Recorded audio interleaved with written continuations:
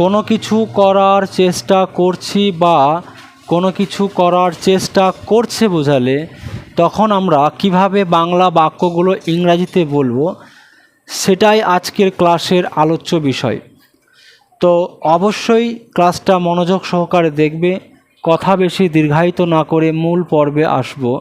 তোমরা প্রত্যেকে দেখতে পাচ্ছ যে কিছু বাংলা বাক্য এখানে লেখা আছে, যেমন আমি ইংরাজি শিখতে চেষ্টা করছি, সে কিছু করার চেষ্টা করছে, তাহারা পড়ার চেষ্টা করছে, আমার কাকা বসার চেষ্টা করছেন। সো এইরকম বাংলা বাক্যগুলোর ইংরাজি আমরা কিভাবে করব তার একটা রুল আমি দিয়েছি।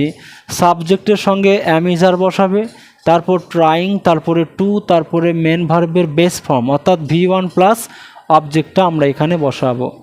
তো সবাই ভালো করে মনোযোগ সহকারে দেখবে, আমি একটা বলে দিচ্ছি, বাকিগুলো তোমরা চেষ্টা করবে আমার সঙ্গে সঙ্গে বলার, কেমন? রাইট।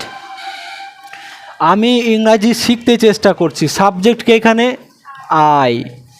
আয়ের পর অ্যাম, তারপর ট্রাইং, আই অ্যাম ট্রাইং, কী হলো?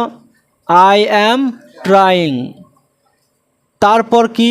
টু, শেখা ইংরাজি কি? Verb learn. অবজেক্ট কি হবে? ইংলিশ। তাহলে কি হলো? I am trying to learn English. উচ্চারণটা ইংলিশ নয়, উচ্চারণটা হবে ইংলিশ। ইংলিশ কী নাম উচ্চারণটা? ইংলিশ। উচ্চারণটা আমরা সবসময় ভুল করি একটু, যেমন বলি ইংলিশ, ওটা কিন্তু ভুল। উচ্চারণটা হবে ইংলিশ, গয়লয় হস্যই তালবিশ, ইংলিশ। ডান। নেক্সট দেখো, সে কিছু করার চেষ্টা করছে, কিছু করার চেষ্টা করছে, তাহলে আমি এখানে কি করব? He or she is trying to, করা, ডু কিছু, সামথিং। কঠিন কঠিন লাগছে? তাহলে কি হলো? He or she is trying to do something, সে কিছু একটা করার চেষ্টা করছে।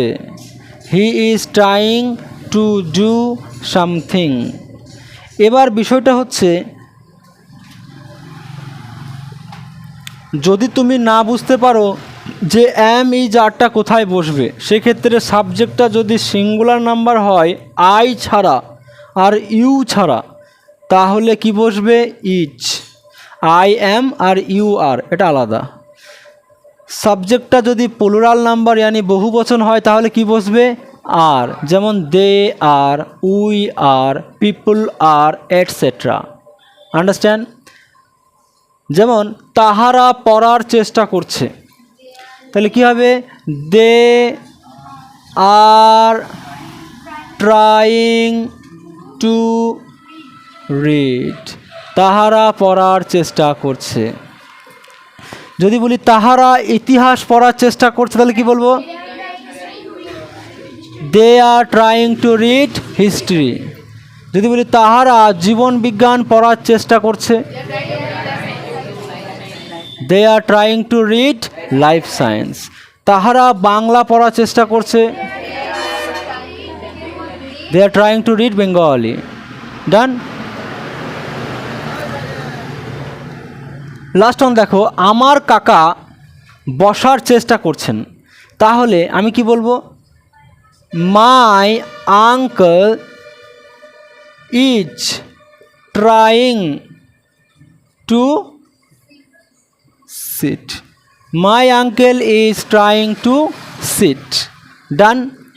আচ্ছা, এবার দেখো তোমরা ভালো করে মন দিয়ে দেখবে, যদি আমি এগুলোকে প্রেজেন্ট ফর্মে না করে পাস্ট ফর্মে করি, মনে করো কোনো কিছু করার চেষ্টা করছিল বোঝালে আমরা কিভাবে সেই বাংলা বাক্যগুলোর ইংরাজিগুলো করব।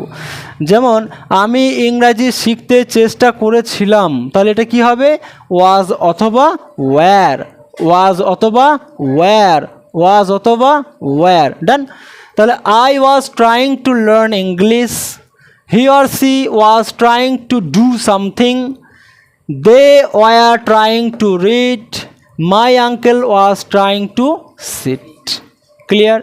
তাহলে আমরা আমাদের প্র্যাকটিক্যাল লাইফে অর্থাৎ ব্যবহারিক জীবনে, দৈনন্দিন জীবনে যদি আমরা এগুলো ইংরাজি করতে চায় তাহলে তুমি অবশ্যই এই ফরম্যাটটা করে ইংরাজিগুলো করতে পারবে।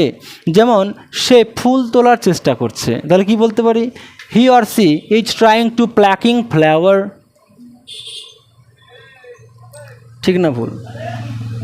তারপর আমি বলতে পারি সে ঘুমানোর চেষ্টা করছে, তাহলে কি বলবো? He is trying to slip.